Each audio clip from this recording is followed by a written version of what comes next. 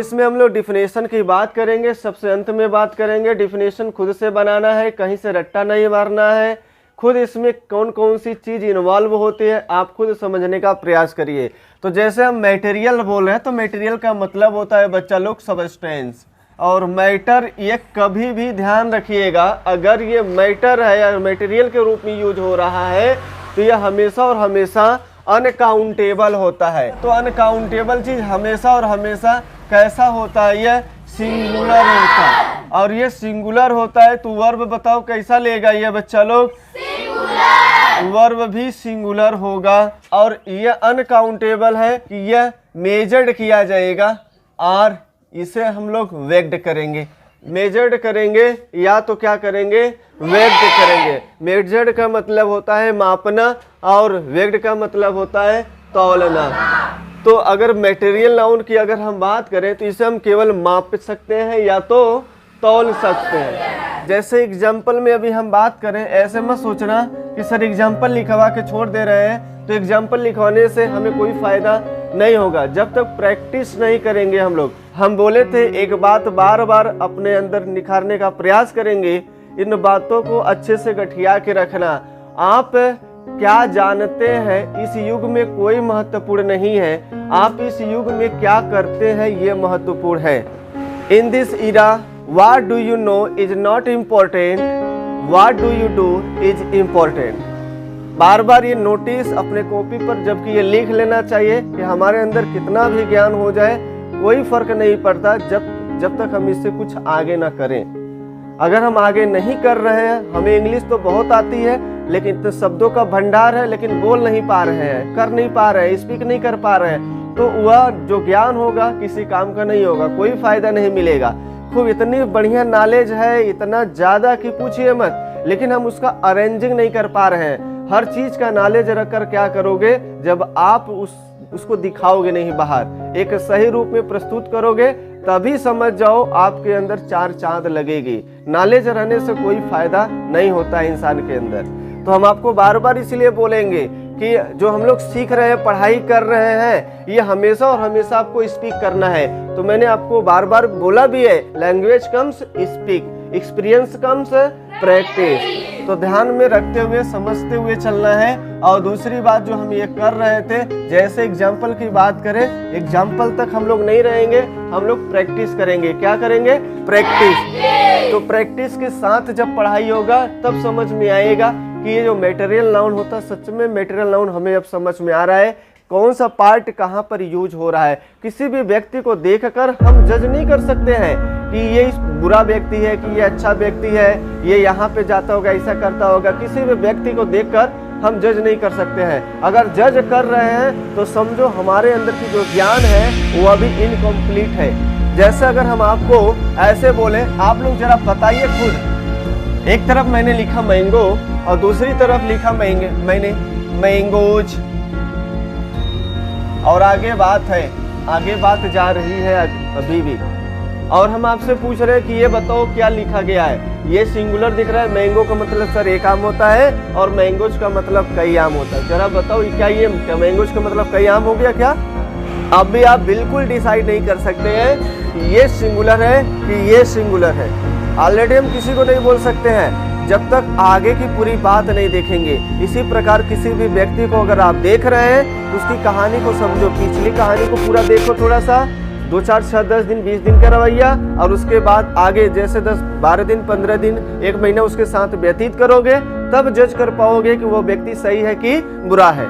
ऐसे जज करोगे तो गलत निर्णय दे देंगे, और गलत निर्णय से आपके अंदर ना जो व्यक्तित्व का चार चांद लगती है वो नहीं लग पाएगा, अर्थात आप भी गलत रास्ते पर चले जा सकते हैं अगर गलत डिसाइड देते हैं। तो यहाँ पर हम वही चीज आपको सिखाएंगे बस, कि आप किसी भी शब्द में क्या चार चांद लगा सकते हैं।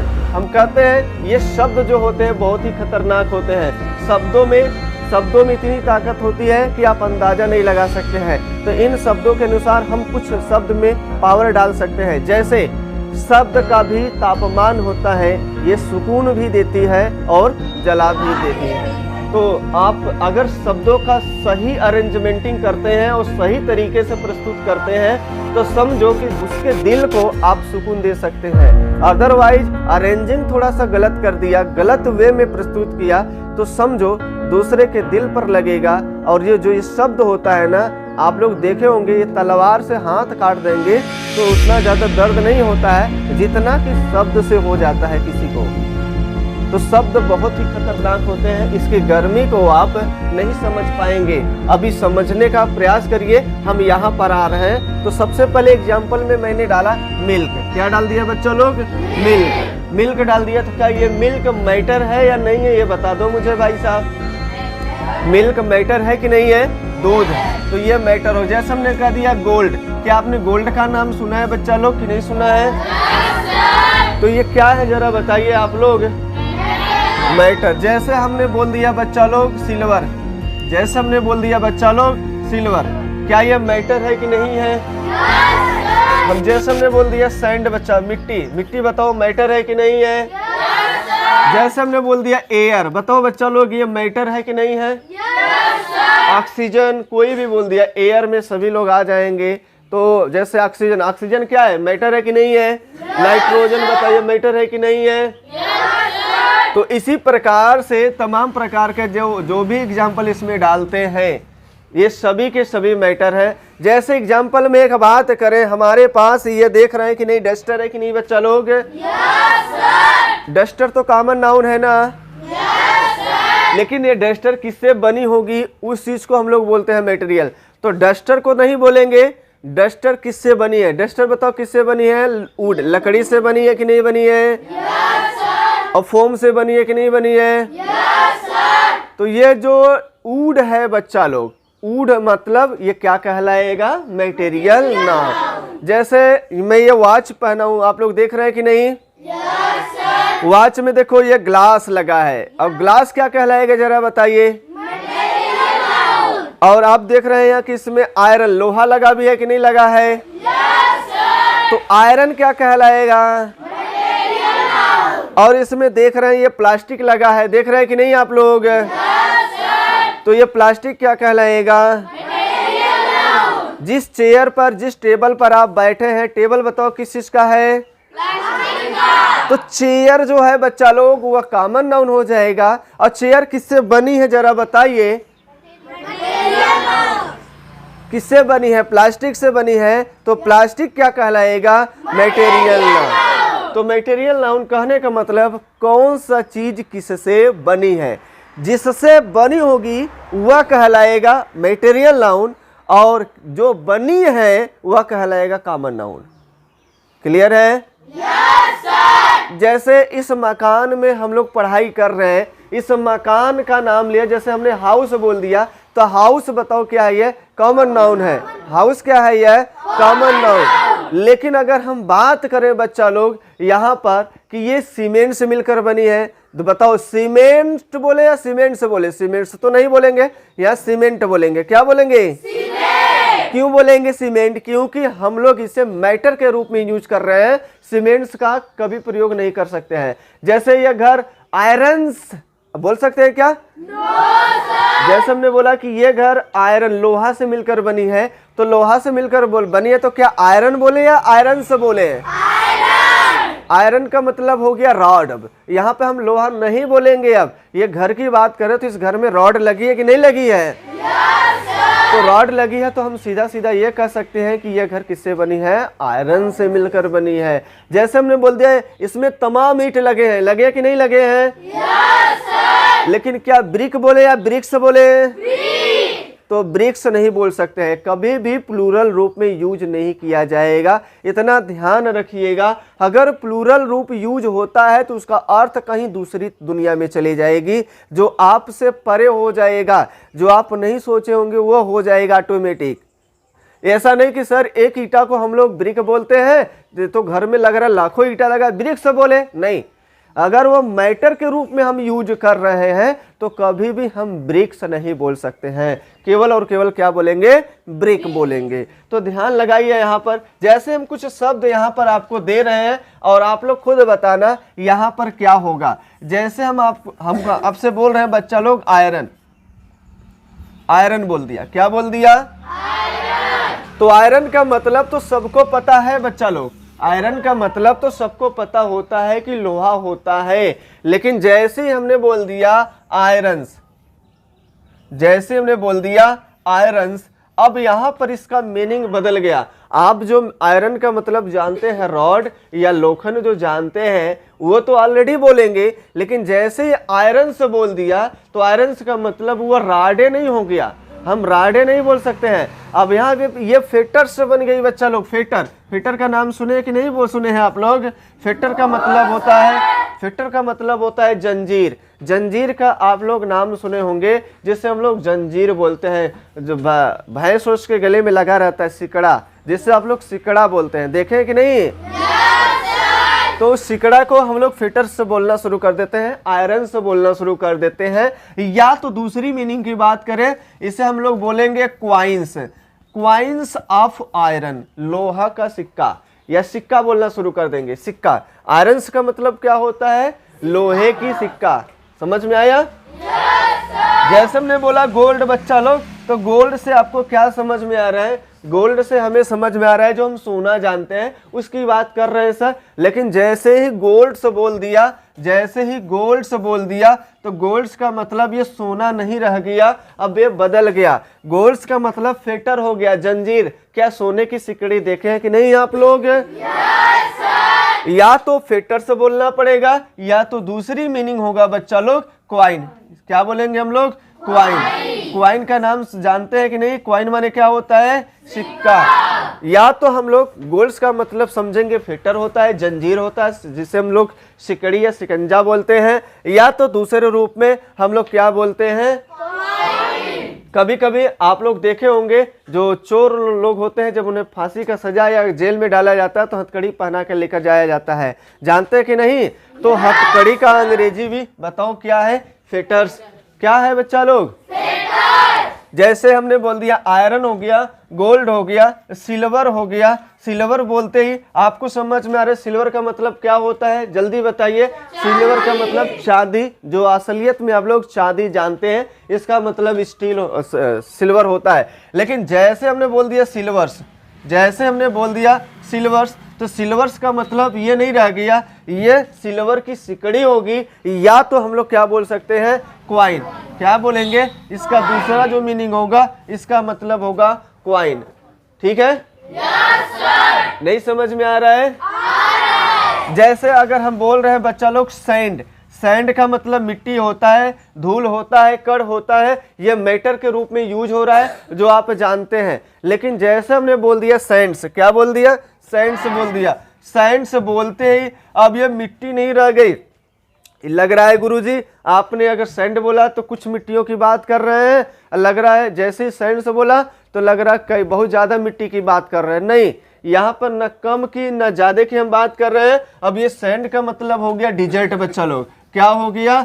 डिजर्ट हो गया। डिजर्ट का मतलब होता है रेगिस्तान। अब ये रेगिस्तान इसका मतलब अर्थ हो गया। रेगिस्तान का मतलब ये शब्द होता है जहां पर बालू ही बालू पाया जाता हो और गर्मी बहुत ज्यादा हो, उसे हम लोग क्या बोलते हैं? रेगिस्तान के अर्थ के अनुसार जानते हैं। और दूसरा इसका मीनिंग बोला जाए तो रेगिस्तान का जो अर्थ होता है सूना सूना होता है, एकदम सुन, सन्नाटा। सन्नाटा जहाँ छाया हो उसे हम लोग रेगिस्तान के नाम से जानते हैं। जैसे अगर आप लोगों को हमने बोला पेपर, PAPER, तो पेपर का मतलब सभी लोग जानते हैं। पेपर का अर्थ क्या होता है? पेपर का मतलब ये बता दो मुझे, क्या होता है? कागज होता है। लेकिन जैसे ही पेपर्स बोल दिया तो ये पेपर्स का मतलब वह चीज नहीं रह गया। लग रहा है कि सर पेपर बोले तो एक पेपर की बात हो रही है, और पेपर से बोल दिए तो लग रहा 2 या 2 से अधिक पेपर की बात कर रहे हैं। नहीं, अगर हम मैटर के रूप में यूज कर रहे हैं पेपर, तो पेपर का मतलब हम चाहे 50 और 100 काउंट कर ले, ये हमेशा और हमेशा आपको पेपर ही बोलना है, पेपर्स नहीं बोलना है। और जैसे ही पेपर्स बोल दिया तो पेपर्स का मतलब कागजात हो गया। अब आपके पास जैसे घर की प्रॉपर्टी का कागज होता है और तमाम दुकान का कागज होता है, गाड़ी का कागज होता है, या जैसे आप गाड़ी चला रहे हैं तो आपके पास डीएल ड्राइविंग लाइसेंस होगी, गाड़ी का कागज होगा, तमाम कागज होगा कि नहीं होगा? तो अगर आप कहीं गाड़ी लेकर जा रहे हैं और पुलिस चेकिंग कर रहा है तो क्या बोलेगा? पेपर दिखाओ कि पेपर से दिखाओ? तो आपको बोलेगा कि पेपर से दिखाइए। तो आपको समझना है बच्चा लोग कि इसका मीनिंग किधर की तरफ जा रहे हैं। जैसे हमने बोल दिया ऊड, ऊड का मतलब क्या होता है बच्चा लोग? लकड़ी। जैसे हमने बोल दिया ऊड, ऊड का मतलब क्या होता है? लकड़ी। ऊड का मतलब क्या होता है? लकड़ी। लेकिन जैसे हमने बोल दिया ऊट्स, तो ऊट्स का मतलब क्या समझ में आएगा ये बताइए? ऊट्स का मतलब यहाँ पर हम लोग बोलना शुरू कर देंगे जंगल। इसका मतलब क्या होना शुरू हो जाएगा? जंगल। इसका मतलब होता है प्रॉपर्टी, प्रॉपर्टी। इसका मतलब प्रॉपर्टी हम लोग बोलना शुरू कर देंगे या कागजात के नाम से जानना शुरू कर देंगे। ऊड का मतलब लकड़ी होता है और ऊट्स का मतलब होता है फॉरेस्ट। क्या होता है बच्चों लोग? फॉरेस्ट का मतलब क्या होता है? जंगल। क्या होता है? जंगल। जैसे हमने बोल दिया वाटर, वाटर का मतलब क्या होता है? पानी। वाटर का मतलब क्या होता है? पानी। लेकिन जैसे हमने इधर बोल दिया वाटर्स, तो क्या हुआ? वाटर्स का मतलब वही रहेगा जो थोड़ा सा पानी रहा तो सर वाटर आपने बोला, और खूब ढेर सारा पानी है तो वाटर से बोल दिया आपने। नहीं, इसका मतलब ये नहीं रह गया। जैसे हमने बोल दिया वाटर, तो वाटर का मतलब ये तो समझ में आ रहा है ये होता है, लेकिन जैसे हमने बोल दिया वाटर्स, तो वाटर्स का मतलब ये नहीं रह गया। इसका मतलब हो गया ओशियन। ओशियन का मतलब हो गया महासागर। इसका नाम हो गया, काम बदल रहा है हर चीज का।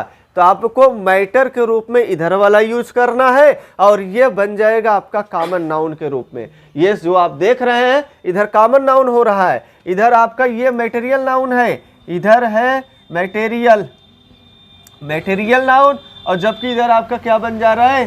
Common noun. इधर आपका बन जा रहा है कॉमन नाउन। तो देखो शब्दों में अगर हम पहले बोल रहे हैं, शब्द बहुत अच्छे भी होते हैं, शब्द बहुत बुरे भी होते हैं। थोड़ा सा कुछ लगाने से या घटाने से या बढ़ाने से इसमें बहुत ज़्यादा चेंजिंग आ जाएंगे। तो मैंने यहाँ पे लिखा आयरन, आयरन, और इधर लिखा आयरन्स। तो देखो आयरन्स का मतलब जंजीर हो गया या लोहे का सिक्का हो गया। गोल्ड मतलब सोना, हम लोग ऑलरेडी जो जानते हैं मेटर के रूप में यूज हो रहा है। और जैसे ही गोल्ड से बोल दिया तो गोल्ड का मतलब क्या होता है? क्वाइन हो गया, ये सिक्का हो गया। और यहाँ पर सिल्वर बोला तो सिल्वर का मतलब सिल्वर होता है, और सिल्वर से जैसे ही बोल दिया इसका मतलब क्वाइन ऑफ सिल्वर। और जैसे ही सैंड बोला, सैंड का मतलब आप लोग मिट्टी जो जानते हैं ये मैटर के रूप में यूज किया जाएगा। और सैंड से जैसे ही बोला तो सैंड का मतलब हो गया रेगिस्तान।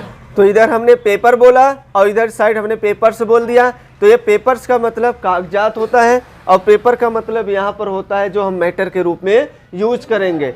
इधर जैसे वुड का मतलब लकड़ी हम मैटर के रूप में यूज करेंगे, और वुड से बोले तो ये कॉमन नाउन के रूप में यूज करेंगे। इसका मतलब फॉरेस्ट होता है, जंगल होता है। और यहाँ पर जैसे हमने बोल दिया वाटर, वाटर का मतलब पानी, और ये मैटर के रूप में यूज करेंगे। और जैसे ही वाटर से बोल दिया गया तो वाटर्स का मतलब यहाँ पे बस यही निकल कर आएगा कि ये कॉमन नाउन के रूप में यूज होगा। इसका मतलब होता है ओशियन। तो यहाँ से आप लोग फटाक से पहले नोट डाउन करिए, इसके बाद हम लोग थोड़ी सी प्रैक्टिस कर लें। जैसे बच्चा लोग हमने बोल दिया लड्डू, अब यहाँ पर तो ई जाएगा कि आ रहेगा? सर आ रहेगा। दो चीज़ों की बात कर रहे हैं कि हमारे दुकान पर क्या क्या बेचा गया, लड्डू और रसमलाई। लेकिन अब यही चीज़ देखो, मैंने यहाँ पे सब्जेक्ट अभी प्लूरल बनाया है, और यहाँ से बचा हुआ पार्ट बताओ क्या कहलाएगा? ये प्रीडिकेट। इन्हें हम लोग क्या बोलेंगे? सब्जेक्ट। क्या बोलेंगे? सब्जेक्ट। और इन्हें हम लोग क्या बोलेंगे? प्रीडिकेट। तो ये प्रीडिकेट हो जाएगा बच्चा लोग। सब्जेक्ट को छोड़कर बचे हुए पार्ट को हम लोग प्रीडिकेट कहते हैं। तो यहाँ से यहाँ तक अभी जो हमने सब्जेक्ट बनाया है प्लूरल है, तो यहाँ से चेक कर लो। यहाँ पे अभी अब सर प्लूरल बना दिए हैं। अगर यहाँ पर हम इसी चीज़ को लिख रहे हैं और खुद देखिए ये सिंगुलर है कि प्लूरल है, लड्डू। तो यहाँ पर जो अपने पास लिखा गया है ये वाला शब्द देखिए, वही चीज यहाँ पर भी लिखा गया है। यहाँ के अनुसार ये आर आ गया है और यहाँ के अनुसार यहाँ पे कैसे ई जा रहा है। तो हम जब तक पूरी बात नहीं देखेंगे, इसलिए बोला जाता है कि आप कोई भी डिसीजन लीजिए तो अगर यहाँ से पढ़ाई अगर सही तरीके से करते हो तो आपकी समझो बुद्धि तो बुद्धि खुलेगा ही खुल जाएगा कि अपने जीवन में हमें किस मोड़ पर क्या करनी चाहिए। और दूसरी बात, आप पढ़ाई में 4 चांद लगा देंगे। फिर हम आपका व्यवहारिक ज्ञान भी खोलने का प्रयास कर रहे हैं और ऊपर से सिखाने का भी प्रयास कर रहे हैं। तो यहाँ पर मैंने यही शब्द लिखा है, यहाँ सब्जेक्ट भी, जो सब्जेक्ट यहाँ लिखा गया है वही सब्जेक्ट यहाँ पर भी है, लेकिन यहाँ पर प्लूरल बन जा रहा है और यहाँ पर यही चीज़ सिंगुलर बन जा रहा है। तो दोनों में डिफरेंस क्या दिख रहा है, कहाँ से पता चलेगा सर? जब तक हम पूरे सेंटेंस को नहीं देखेंगे तब तक हमें पता चलने वाला नहीं है। इज लगाएं कि आर लगाएं, हैज लगाएं कि हैव लगाएं, वाज लगाएं कि वर लगाएं, क्या लगाएं सर पता नहीं चलेगा अभी जब तक पूरा हम लोग सेंटेंस नहीं देखेंगे। तो अब यहाँ पे सेंटेंस देखते ही आपको पता चल रहा है कि सर जो लंच होता है ये मटेरियल नाउन होता है और यह मटेरियल नाउन के रूप में इनको, इन पदार्थों को यूज किया जा रहा है। तो ये जो पदार्थ यूज किए जाएंगे आपके थाली में, रोटी है, चावल है, सभी है, वो लंच बन गई। क्या बन गई? लंच। हम उसे काउंट नहीं कर सकते हैं। लंच हमेशा अनकाउंटेबल होती है। मैटर के रूप में यूज करोगे तो आप उसे काउंट नहीं करेंगे। जैसे इस घर में तो लकड़ी लगा होगा, मिट्टी लगा होगा, सीमेंट लगा होगा, बालू लगा है, सब तो गिन रहे, लेकिन जब मटेरियल की बात करेंगे तो हम इसे काउंट नहीं करेंगे। तो यहाँ पर ये बन गया बच्चा लोग, क्या बन गया? ये सिंगुलर। क्या हो गया ये? और जबकि यहाँ पर यही चीज क्या था? Subject plural. यहाँ पे प्लूरल बन गई और यहाँ पे सिंगुलर। इस चीज को हम लोग सब्जेक्ट बोलते हैं और ये सब्जेक्ट यहाँ पर बताओ किस रूप में आया है? सिंगुलर के रूप में। और यहाँ पर ये चीजें बता दो, ये प्रीडिकेट होता है। क्या होता है? तो आपको जितना भी सेंटेंस हम पढ़ाएंगे आपको ऐसे ही ब्रेक कर कर फिर इसके बाद एक एक वर्ड को तोड़ना है। यह क्या बन जाएगा सर? मेन वर्ब बन जाएगा। क्या बन जाएगा? यह मेन वर्ब बन जाएगा। और सर ये माई क्या बन जाएगा सर? ये डिटर्मिनेशन है, अर्थात एडजेक्टिव हम लोग बोलेंगे। क्या बोलेंगे? इसे हम लोग एडजेक्टिव बोलेंगे, एडजेक्टिव नहीं, एडजेक्टिव। क्या बोलेंगे? एडजेक्टिव। और लंच अपना क्या बन जाएगा? ये नाउन बन जाएगा। क्या बन जाएगा? नाउन बन जाएगा। तो ये इन पार्टों को हम लोग कॉम्प्लीमेंट बोलते हैं और ये देखें तो हम लोग इसे क्या बोलेंगे? कॉम्प्लीमेंट। बचा हुआ पार्ट ये अपने पास जो दिखाई दे रहा है, क्यों कॉम्प्लीमेंट बन रहा है? क्योंकि यहाँ पर लिंकिंग वर्ब आया हुआ है। लिंकिंग वर्ब के बाद हमेशा बताओ क्या आता है? कॉम्प्लीमेंट। क्या आता है? कॉम्प्लीमेंट आता है। कॉम्प्लीमेंट का मतलब होता है जो सेंटेंस को पूरा कर दे। जो सेंटेंस को पूरा कर दे वह कॉम्प्लीमेंट कहलाता है। तो कॉम्प्लीमेंट हमेशा और हमेशा या तो यह नाउन बनेगा और या तो यह क्या बनेगा? एडजेक्टिव बनेगा। या तो यह नाउन बनेगा या तो यह एडजेक्टिव बनेगा। क्या बनेगा? और यहाँ पर क्या बना है? देखो ये जो यहाँ पर बना हुआ है कॉम्प्लीमेंट, तो कॉम्प्लीमेंट ये देखो यहाँ पे नाउन आया कि नहीं आया है? तो इसी प्रकार से जितने भी सेंटेंस आपको सिखाए जाएंगे आपको हर एक सेंटेंस को ब्रेक करना है। क्या करना है? ब्रेक। और ब्रेक कर करके तब जब ब्रेक करोगे तो समझो कि आपको समझ में आएगा और कहाँ से कौन सा वर्ड कहाँ पर तोड़ना चाहिए सब धीरे धीरे समझ में आना शुरू हो जाएगा। अगर आप अभी नहीं पढ़ोगे तो बाद में जाकर मेहनत करोगे, उस मेहनत का कोई लाभ नहीं मिलेगा। अगर अभी मेहनत कर लोगे तो लाभ पे लाभ मिलता जाएगा, आपको फायदे पे फायदा होता जाएगा, आपका 4 चांद अपने आप लगता जाएगा। तो अभी हम पढ़ाने के बाद अब देखेंगे, पूछेंगे कितने लोग एक्टिव हैं, कितने लोग जवाब दे पा रहे हैं, कहाँ तक मैंने पढ़ाया और कहाँ तक आप लोग सीख पाए, कितना जवाब दे पा रहे हैं यहाँ से।